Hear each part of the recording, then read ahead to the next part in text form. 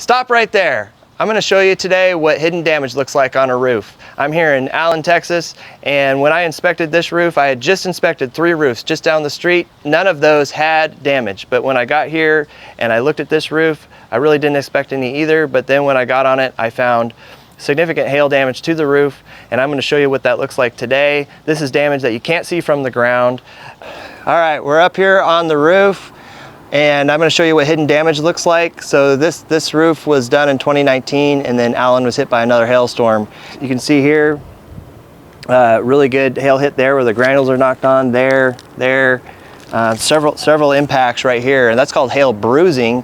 And a shingle is basically made of 3 components: a fiberglass mat, which kind of looks like a dryer sheet, and then they pour asphalt on that, and that's the waterproofing part of the shingle. And then the granules is what protects the asphalt from like the sun.